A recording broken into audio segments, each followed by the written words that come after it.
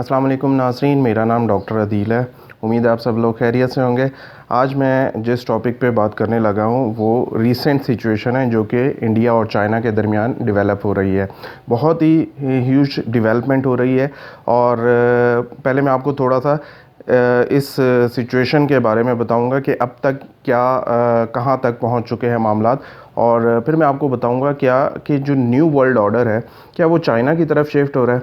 पहले मैं आपको थोड़ा सा इस सिचुएशन के बारे में बताऊंगा। देखें, आजकल इंडिया में मोदी पे बहुत प्रेशर है और प्रेशर बढ़ता जा रहा है, क्योंकि इंडिया के अंदर से आवाज़ें उठना शुरू हो गई हैं कि मोदी बात करो, जवाब दो। मोदी इतना ज़्यादा बात नहीं कर रहे हैं इस इशू पे, तो जिसकी वजह से एक क्यूरियोसिटी डेवलप हो रही है कि आखिर चल क्या रहा है। और देखें, मोदी की जो इलेक्शन कैंपेन थी उसमें मोदी ने ये बात क्लियरली कही थी कि इंडिया को चाहिए कि वो चाइना को दो टोक जवाब दे और बात शात करे इंडिया चाइना से कि इस तरह बात को दरमियान में ना लटकाए। और अब जब मोदी पे बात पड़ी है तो मोदी ने बिल्कुल कुछ बोलने को तैयार ही नहीं है।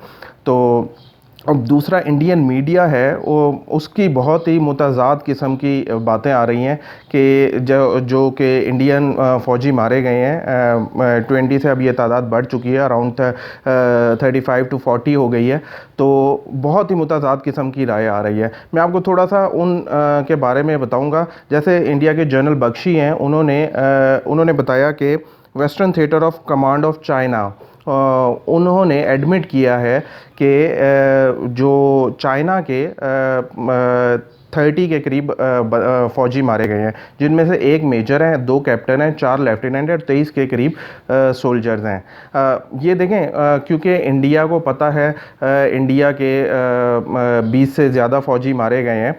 तो शुरू में जैसे इंडिया के पहले आपको पता ही होगा कि पहले एक जो न्यूज़ आई थी वो थे 3 फ़ौजी मारे गए हैं, तो इंडिया ने कहा चाइना के 5 मारे गए हैं। लेकिन एकदम उसी दिन तादाद बढ़ गई, 20 हो गई, तो इंडिया ने कहा कि चाइना के 43 फ़ौजी मारे गए हैं। अब देखें, इस तरीके से ये इस तरह फील होते हैं जैसे एक प्रोपेगेंडा वॉर का हिस्सा है। फिर मैं आपको इंडिया का एक इदारा है टाइम्स नाउ के नाम से। अब टाइम्स नाउ ने ग्लोबल टाइम्स को कोट किया और उन्होंने कहा है कि 30 चाइनीज़ मारे गए हैं, लेकिन बाद में उनको रियलाइज़ हुआ कि ये गलत खबर हमने दे दी है, तो उन्होंने वो खबर डिलीट कर दी। अच्छा, उसके बाद प्रेस क्लब ऑफ इंडिया के इदारा है, उन्होंने ये दावा किया कि यूएस इंटेलिजेंस को उन्होंने कोट किया कि 35 के करीब चाइनीज़ मारे गए हैं। देखिए, खबरें बिल्कुल बदल रही थी। अच्छा, फिर एक सीनियर जर्नलिस्ट हैं राजदीप सरदेसाई, तो उनका कहना है कि हमारे पास, यानी कि ANI ने दावा किया है कि चाइना की कॉल्स का रिकॉर्ड है और 43 के करीब जो कि चाइनीज़ फ़ौजी हैं वो मारे गए हैं। अब जो इतनी मुतज़ाद राय आ रही थी, तो इंडिया के लोगों पब्लिक में भी ये बात आ रही थी कि यार कभी इंडियन मीडिया कुछ कह रहा है, कभी कुछ कह रहा है। साबिक जो सुप्रीम कोर्ट के जस्टिस हैं, उन्होंने मार्कंडे काजू, उन्होंने कहा कि हमारा मीडिया क्यों उन्होंने ट्वीट किया कि हमारा मीडिया क्यों 35 चाइनीज़ के मारे जाने का दावा कर रहा है। हम क्यों असल हकीकत नहीं बताते? हमें क्यों हमेशा ही ज़्यादा नंबर बताने पड़ते हैं अगले बंदे के, अपनी लैकनेस जो है उसको छुपाने के लिए। अब देखें, ये तो था इंडियन मीडिया का। हमें इंडियन मीडिया की तरफ से न्यूज़ मिल जाती हैं, लेकिन चाइनीज़ मीडिया वो वहाँ से कोई इतनी न्यूज़ नहीं मिल रही। चाइना के ग्लोबल टाइम्स के जो एडिटर इन चीफ़ है, उन्होंने ये दावा किया है कि चाइना की तरफ से कोई ज़्यादा इन्फॉर्मेशन लीक नहीं की गई।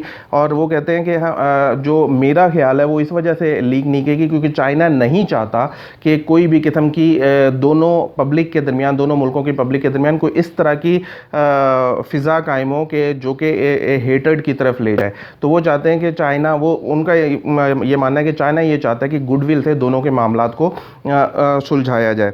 अब जो लेटेस्ट ये न्यूज़ है कि आला सतह पर दोनों मुल्कों के फॉरेन मिनिस्टर्स की बात हुई है और वो दोनों बातचीत से मामलात को हल करना चाहते हैं। लेकिन चाइना के जो फॉरेन मिनिस्टर है वांग ही, उन्होंने ये बात क्लियरली अपने काउंटर पार्ट जो एस जयशंकर है उनको ये बात बता दी है कि इंडियन आर्मी के हालात को, जो सिचुएशन है उसको मिस इंटरप्रेट ना करे और कभी भी ये मत सोचे कि चाइना अपनी टेरिटरी पे कोई समझौता करेगा या उस पर कॉम्प्रोमाइज़ करेगा।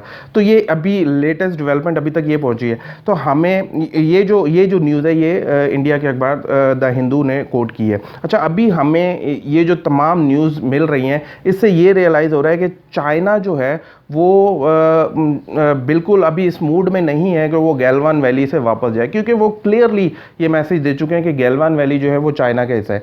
अब ये बहुत ही मुश्किल होगा इंडिया के लिए कि उनको अपने मौक़िफ़ से पीछे हटाए। देखें, एक तरफ तो बातचीत चल रही है, दूसरी तरफ दोनों ममालिक अपने मौक़िफ़ से पीछे हटना नहीं चाहते। और मैं आपको ये भी बता दूं कि इस टाइम यूनाइटेड स्टेट्स जो है वो भी इस टाइम इस खित्ते में ज़्यादा इन्वॉल्वमेंट नहीं शो करना चाह रहा, क्योंकि उन्होंने अभी रिसेंटली ये बात कहा है कि हम जो इस टाइम सिचुएशन डेवलप हो रही है चाइना और इंडिया में, हम उसको क्लोजली मॉनिटर कर रहे हैं। अब दूसरी तरफ रशिया ने, आपको पता ही है कि रशिया ने एक यूनाइटेड स्टेट्स का जासूस पकड़ लिया था और उसको उन्होंने सज़ा दे दी है। फिर रशिया ने यह भी कहा कि जो हमारे पास जो सुपरसोनिक वेपन्स है उनको काउंटर करने की टेक्नोलॉजी हमारे पास आ गई है। और उन्होंने ये बात भी क्लियरली कही है कि मॉस्को जो है इस टाइम वाशिंगटन से बेहतर हथियार बना रहे हैं। तो देखें, इस टाइम यूनाइटेड स्टेट्स की जो पोजीशन है वो बहुत वीक होती जा रही है। अभी रिसेंटली आपको पता ही होगा जो डोनाल्ड ट्रंप के जो सिक्योरिटी एडवाइज़र थे जॉन बोल्टन, उन्होंने एक किताब लिखी और उसमें उन्होंने ये बात मेंशन की है कि डोनाल्ड ट्रंप ने अपने नेक्स्ट सदारती इंतखाबात में शी जिनपिंग जो चाइना के प्रेसिडेंट हैं उनसे मदद मांगी है। तो आप अंदाज़ा लगा लें कि हालात किस तरफ जा रहे हैं। और उन्होंने बहुत सी, इस किताब में बहुत सी कहानियाँ बताई हैं जो कि वाइट हाउस के अंदर चल रही हैं, कि वाइट हाउस की जो डोनाल्ड ट्रंप की अपनी एडमिनिस्ट्रेशन है वो ट्रंप से नाला है। तो माइक पॉम्पियो जो कि उन्होंने हवाला दिया कि वो भी उनसे खुश नहीं है उनकी पॉलिसी से। तो और फिर एक रेसिज्म जो यूनाइटेड स्टेट्स में वो इस टाइम बहुत पीक पे है और उनके डोमेस्टिक जो हालात हैं वो मईशत उनकी बिल्कुल डिक्लाइन की तरफ जा रही है। तो इस टाइम यूनाइटेड स्टेट्स बिल्कुल भी इस पोजीशन में नहीं है कि वो इस मामले में पड़े, और उन्होंने जस्ट कह दिया कि हम क्लियरली वॉच कर रहे हैं और दोनों मुल्कों बातचीत के साथ अपने मामलात हल करने चाहिए।